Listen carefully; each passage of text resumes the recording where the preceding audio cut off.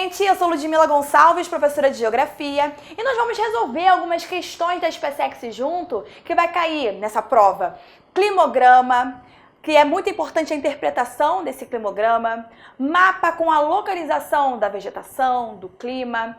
Vamos falar também sobre conflitos, sobre água. Muita gente pensa que conflito é só petróleo, questão religiosa. A SpaceX vem trazendo que a questão da água é algo muito relevante. Não só isso, como também cordilheiras, né, choque entre placas, divergências, ou seja, a SpaceX está sempre cada vez mais plural, trazendo várias vertentes dentro da geografia, e é o que nós vamos resolver agora. Gente, a questão que nós vamos ver agora vai cair climograma e mapa, e é importante que a gente faça a associação entre essas duas informações. Atenção com o climograma em relação aos dados que vão estar ao lado, seja para a quantidade de chuva em milímetro e a quantidade da temperatura do caso, né? Que está em graus Celsius, tudo bem? É necessário comparar as duas coisas. Vamos lá ver essa questão. A figura abaixo é uma representação dos principais climas que atuam no Brasil. Considere os seguintes climogramas. Eles representam as médias anuais de temperatura e pluviosidade de 3 cidades brasileiras entre os anos de 1961 e 1990. Então, a gente está vendo aqui um primeiro mapa que vai estar representando, né, as principais áreas de tipos de clima. E de cara, a gente pode já identificar alguns. A gente vê que o 3 aqui, por exemplo, vai ser o clima semiárido.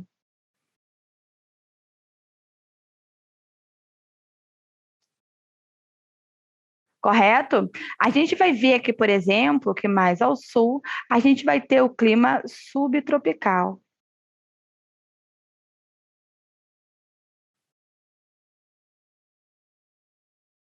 Aqui nós vamos ter o clima tropical, tropical típico, vou botar aqui mesmo.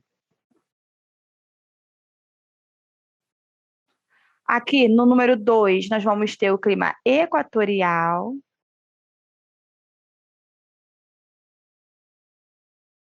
E o 1, aqui a gente vai ter uma certa experiência também do clima equatorial úmido e algumas partes aqui mais próximo do oceano, a gente vai ter o clima tropical também.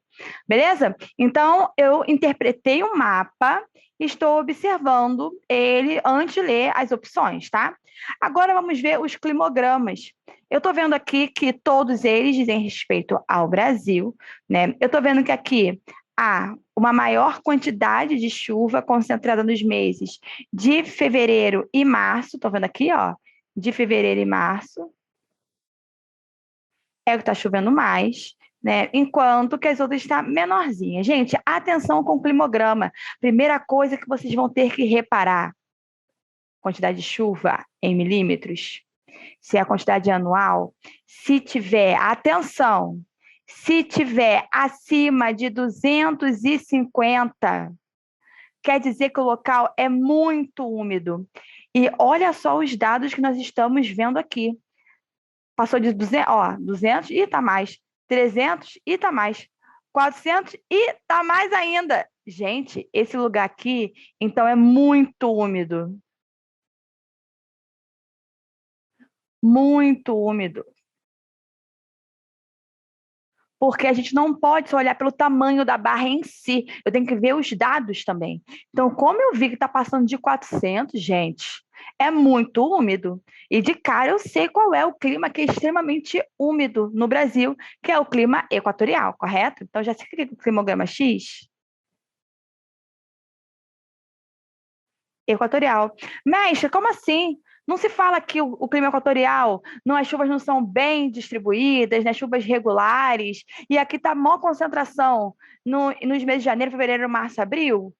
Por que está certo? Por que é equatorial? Gente, de forma geral, o clima equatorial ele é muito úmido porque, além das altas pluviométricas, ela tem chuva o ano todo, tá? Então, eu estou vendo que, além da alta aqui da umidade, também transita, tem chuva o ano todo. Então, eu posso considerar que é o clima equatorial. Agora, vamos para esse climograma Y, eu tô vendo aqui que tem uma quedinha, né? Eu nem tinha visto que a temperatura, né? Ela é alta o tempo todo, ó, acima de 24 o tempo todo. Lembre-se disso. Se também o clima estiver acima de 20 graus Celsius, quer dizer então que o clima daquele local, ele é quente, tá? Aqui no climograma Y, a gente vê a temperatura, tem uma quedinha aqui, né? Chega aí mais ou menos, chega aí a mais ou menos uns 20 graus. Então, a mínima é 20 e a máxima vai ser 24, como está aqui. Varia entre 20 e 24, tá tendo uma diferença legal, tá? Em relação à chuva, eu tô vendo que aqui que é verão, aqui também é verão, o verão chuvoso, e aqui que é o período do inverno, tá, tadinho, pouca umidade. Então, tô vendo que tem duas estações bem definidas, que é típico do clima tropical.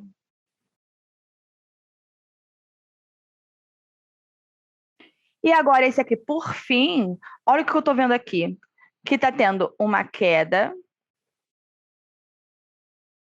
bem drástica. Gente, olha a mínima da temperatura. Quase 12. Misericórdia. Muito frio. E a máxima está chegando em 24. Então, olha só. Eu falei para vocês que acima de 20 graus Celsius quer dizer que o clima é quente. E nós percebemos tanto aqui quanto no Y que o clima do local é quente, beleza? Agora, olha isso aqui, gente. Menos 18. Olha, menos 18. Ó.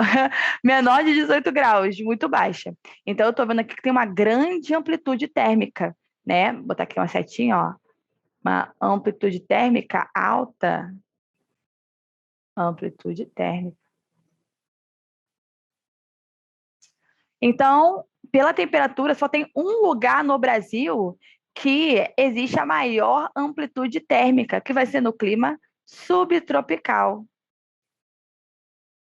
O clima subtropical, ele tem por características chuvas também bem distribuídas, uma grande amplitude térmica, tá? E as estações bem definidas. Então, a gente está vendo aqui que as chuvas também são bem distribuídas no sentido de que chove todo ano, tem um pouquinho a mais aqui no inverno, sabe por quê? Atenção que eu vou dizer e escrever aqui para vocês, tá? Essa chuvarada que está aqui no inverno tem culpa da massa polar atlântica, porque por ela ser fria e úmida, ela traz muita umidade, causa muita chuva na região sul, tá bom? Causando grandes inundações, com destaque para a cidade de Bagé, com B no início, tá? Bagé é uma cidade que destaca. Ok, gente, eu nem li, eu só fui, ó, interpretando os climogramas e agora vou, hein?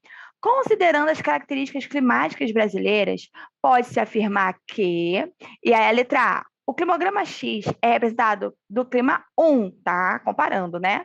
Que o X seria o 1, aqui é o norte. Tropical de altitude, e pode representar a cidade de Boa Vista. Gente, nessa região aqui, não vai ter o tropical de altitude, sabe por quê? O tropical de altitude, ele fica nessa área aqui. Essa área planáltica no Brasil. Então, por isso que ela vai estar errada e eu não vou marcar ela. Vou botar aqui não do lado. Não, não vou marcar essa. Não. B, o climograma Y é representativo do clima 3. Então, o clima Y está tropical, tem a ver com 3. Opa, já tinha visto que não é, né, gente? Porque é semiárido. E pode representar a cidade de Petrolina. Gente, semiárido e Petrolina tá certo, mas o climograma Y está se referindo ao clima semiárido? Não, né? Então tá errado. Então eu também não vou marcar a letra B. Não. C. O climograma Z é representativo do clima 6, subtropical. E pode representar a cidade de Porto Alegre. Então, está dizendo que o Z, subtropical, aqui está dizendo Z, subtropical. Porto Alegre, cadê o 6? Está aqui. Opa, tá certo, é o nosso gabarito. Melhor do que saber qual é a certa é o quê? Saber a errada. Por que as eu estou errada? Vamos ver o resto.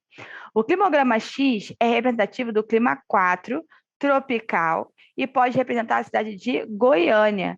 O X está representando qual? Equatorial. Então, eu não posso marcar. O climograma Y, que é o tropical, que nós já vimos, representativo do clima 2, que vai estar representando aqui o clima equatorial, então está errado, né? E pode representar a cidade de Manaus. Não, porque o Y seria, na verdade, tropical, né? Então, nosso gabarito, letra C. Corretíssimo, já sabemos o porquê. Próxima questão. Segundo o geógrafo Aziz Absaber, existem grandes extensões do território brasileiro em que vários elementos naturais, clima, vegetação, relevo, hidrografia e solo, interagem de forma singular, caracterizando uma unidade paisagística. São os chamados domínios morfoclimáticos. Entre eles ocorrem faixas de transição. Sobre os domínios morfoclimáticos, as faixas de transição, considere as seguintes afirmações. Gente, de cara, aqui, ó, vamos destacar quais são as faixas de transição para Aziz. Será o Pantanal e a Mata dos Cocais. Aí você vai perguntar, mestre, tem que saber isso antes? Tem. Mata dos Cocais. Tá aí. Beleza? Então, essas são as duas faixas, principais faixas de transição para o Aziz. Vamos ver as opções, né? Ver o que está correto ou não. A exuberância da floresta amazônica contrasta com a pobreza de grande parte dos seus solos, geralmente ácidos, intemperizados e de baixa fertilidade. Gente, dá vontade de marcar errado, né? Dá vontade de olhar assim e falar, nossa, como assim a floresta amazônica, o solo ele vai ser pobre? E é verdade, tá? O solo amazônico, ele é ácido devido a um processo chamado lixiviação. Lístico X, que vai estar lavando tanto solo, que vai deixar ele ácido. Não só ácido, como também vai retirar todos os nutrientes. Os nutrientes, eles são todos retirados, deixando o solo pobre, tá? Mas atenção, o solo amazônico, ele é pobre em nutriente, mas ele é rico, vou até escrever aqui, rico. Ele é rico, rico de saúde, rico, aqui ó, rico em matéria orgânica.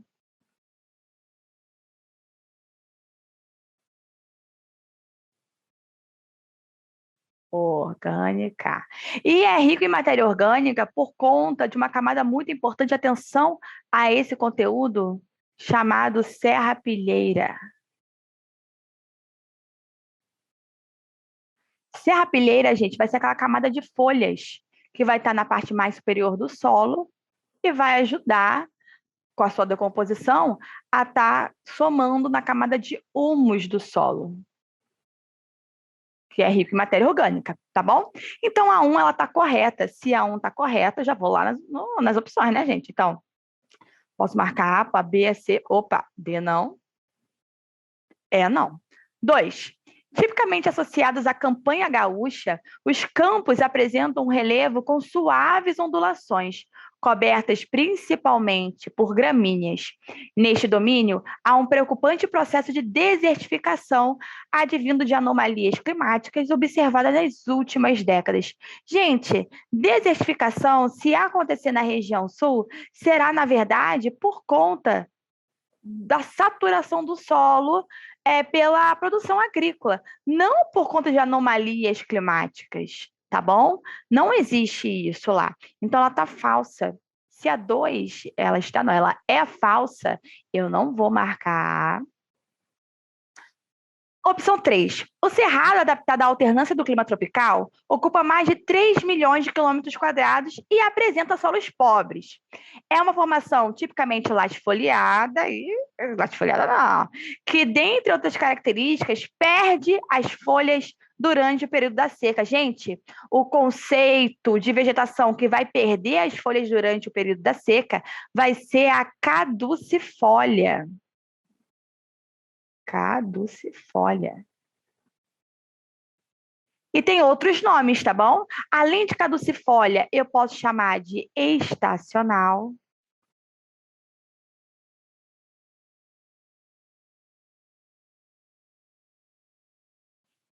Então, além de caducifólia, é o nomezinho que eu posso chamar de estacional e também de decídua.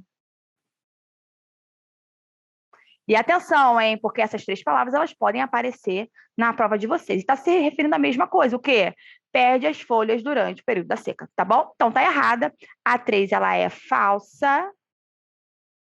Então eu não vou marcar 3. Opa, já tenho o meu gabarito. No final da questão, mas já tenho, né? Opção 1 e 4 está correta, gabarito letra C. Olha 4. A Mata dos Cocais é uma faixa de transição situada entre os domínios da floresta amazônica, do Cerrado e da Caatinga. Correto. Predominam as palmeiras, com destaque para o babaçu, a carnaúba e o buriti. Exatamente, tá bom? Por isso que lá predomina o extrativismo vegetal dessas formas de vegetação, tá? Então, gabarito 1 e 4, letra C. Questão próxima.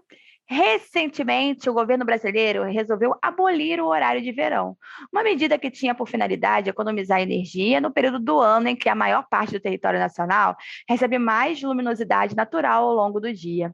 A duração dessa luminosidade varia de acordo com a localidade, dependendo da latitude e da estação do ano. O gráfico abaixo apresenta a duração média de luminosidade natural em 3 localidades, 1, 2 e 3, ao longo de um período do ano. Considerando as características geográficas do território brasileiro, é possível concluir que as localidades 1, 2 e 3 podem representar, respectivamente, sublinhar aqui, ó, o respectivamente, a variação da luminosidade natural das seguintes cidades. Gente, devido à posição do planeta, olha o meu planeta. Ai, tá torto, mestre. Deixa. Porque o planeta é uma geóide, tem uma formação irregular, tá bom? E aí, então, o planeta, ele vai ter, deixa eu mudar de cor aqui. O planeta, ele vai ter 2 nortes. Ele vai ter o norte geográfico e ele vai ter, voltando aqui, sair. Deixa eu voltar. E ele vai ter o norte magnético, que é mais tortinho assim. Tá? Por isso, quando a gente vê um globo terrestre, ele nunca está totalmente certo, sabe? Ele sempre vai estar um pouquinho tortinho, que faz referência exatamente a esse ângulo de inclinação do norte magnético do planeta. Devido a esse ângulo de inclinação, vai ter uma área do planeta que vai receber mais luz solar, tá bom? Então, vai ser a área mais próxima da linha do Equador. A linha do Equador que corta exatamente, né, o planeta ao meio, essa faixa próxima à linha do Equador é onde vai ter a maior luminosidade, que vai ser a região intertropical. Que também pode aparecer na prova, sendo chamada das áreas de baixa latitude. Qual é a relação, então, que a gente tem que estabelecer? Quanto maior a luminosidade, quer dizer que mais próximo da linha do Equador esse país vai estar. Esse país, no caso dessa questão aqui, o estado, tá bom? Então, vamos dar uma olhadinha aqui para o gráfico? Primeiro, eu estou me referindo à opção 1. Então, 1 está vindo por aqui. Mestre, estou confundindo, tranquilo. Aqui, ó.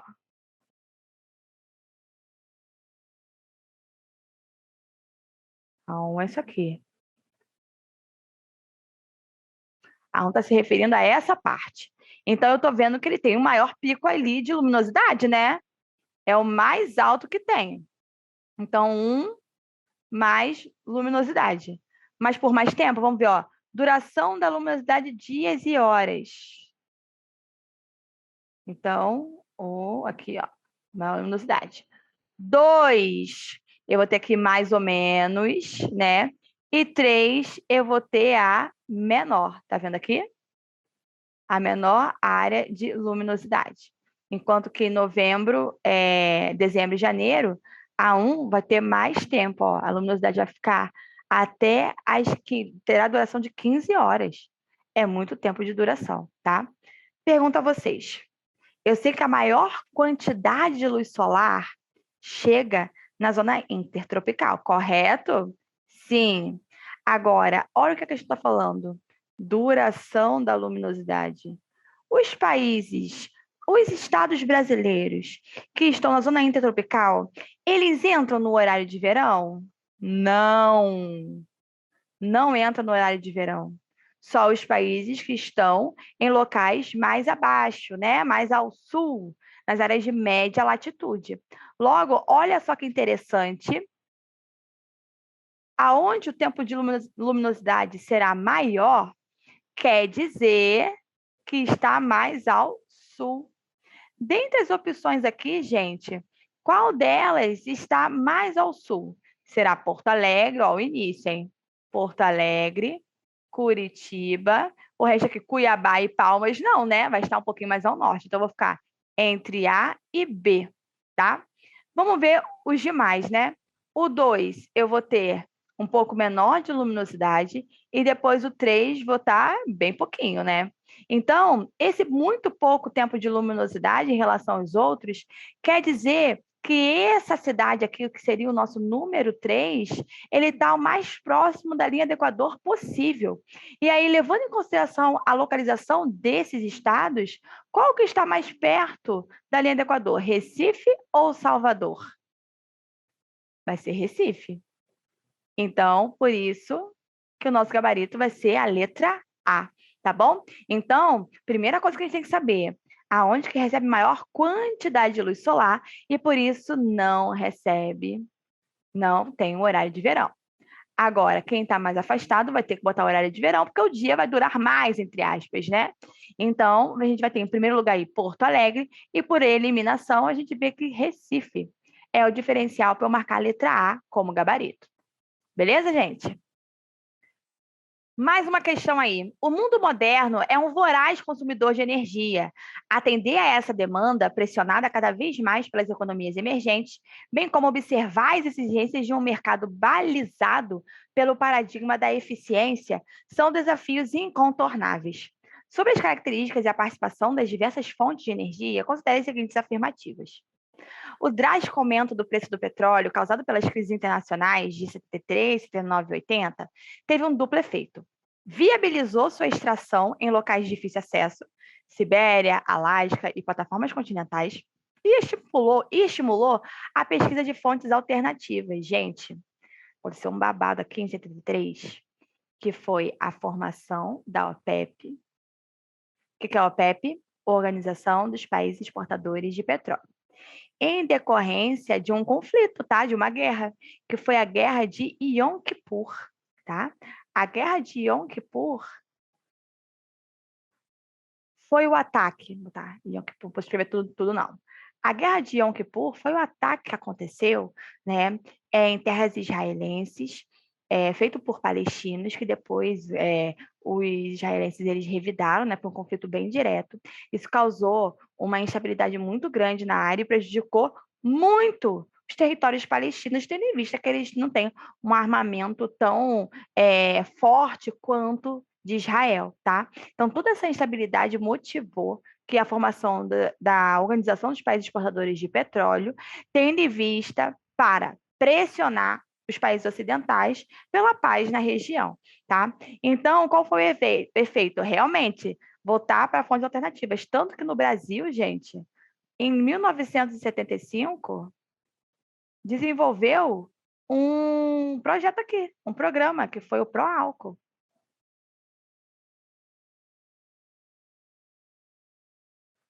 Tudo por conta dessa crise do petróleo, tá bom? Então, falou de 73, vai lembrar de Yom Kippur, vai lembrar da OPEP e vai lembrar da crise do petróleo, tá bom? Por conta do Yom Kippur. Então, realmente, novas áreas, elas serviram para ter maior exploração, né, de petróleo. A Sibéria, o Alasca, as plataformas continentais, por exemplo, o caso do Brasil, são as novas áreas de exploração de petróleo, tá? Então, realmente, essa aqui ela está correta, vou colocar aqui como verdadeira. Então, já vou aqui, ó. Opa, já vou tirar a letra D, já vou tirar a letra E, vou ficar. Já sei que a 1 é totalmente verdadeira, né? Porque tá aqui nas 3, certamente. 2. Impulsionado pelas políticas de redução das emissões de CO2, né, gás carbônico, adotadas pela China, o gás natural já é, desde 2010, a segunda fonte de energia mais utilizada no mundo. Então, está destacando aí sobre a preocupação com a redução de gases poluentes e tudo mais. E está dizendo que o gás natural é o segundo mais usado. E, gente, isso a gente não pode confirmar, tá? O gás natural, ele não é o segundo mais utilizado no mundo. Primeiro vem o petróleo.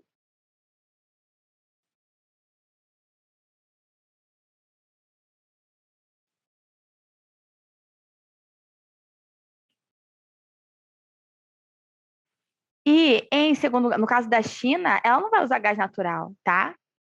Ela vai usar carvão mineral.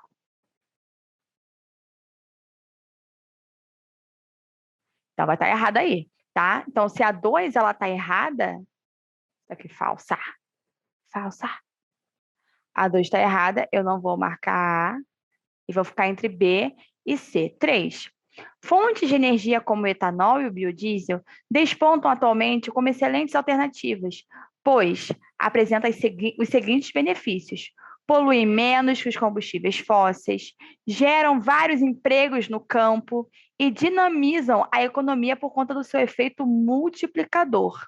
Olha que beleza, né, de afirmação, dizendo que poluem menos que os combustíveis fósseis, verdade. Geram vários empregos no campo, ressalvas, né? Essa parte aqui, gerar vários empregos no campo é meio estranha, mas vou deixar em stand-by. E dinamiza a economia por conta do seu efeito multiplicador, porque sempre vai aumentando as áreas de produção, né? E o etanol no Brasil, por exemplo, através da cana-de-açúcar. Então, digamos que essa questão aqui é uma questão escorregadia. É uma questão que a gente até pode considerar certa, mas vou deixar em stand-by aqui, ó. Deixar um tracinho, depois eu volto nela. Tá, gente? Não fica sofrendo com a questão, não. Tá em dúvida? Passa para outra, porque por eliminação você acha qual é a correta. 4. Isenta de impactos ambientais, a energia eólica vem conquistando cada vez mais espaço na matriz energética de países como China, Estados Unidos, Alemanha, Espanha e Índia. Gente, está dizendo que está isenta. Olha que palavra forte. E toda fonte de energia, inclusive as renováveis, elas vão causar impacto. E a energia eólica, ela vai ter a poluição sonora, por exemplo, tá bom? Então, ela não está isenta não, filha. Aqui, ó, falsa. Então, se a 4 está falsa, já elimina aqui. E aquela que eu estava em dúvida, eu vejo que ela está colocada como verdadeira. Vamos ver a 5. Países como França, Ucrânia, Japão e Coreia do Sul continuam a ter nas usinas nucleares uma importante fonte de energia, mesmo com problemas relacionados à destinação dos seus rejeitos, à pressão da opinião pública e os altos custos de construção e manutenção. Todos esses países, principalmente o Japão e a Coreia do Sul, eles vão ter uma problemática que é a extensão territorial, que é pequena, tá bom? A Ucrânia, ela vai depender do carvão mineral vindo da Rússia e a França, idem, tá bom? Então, realmente, essa afirmação está correta e vai ser o nosso gabarito, letra B.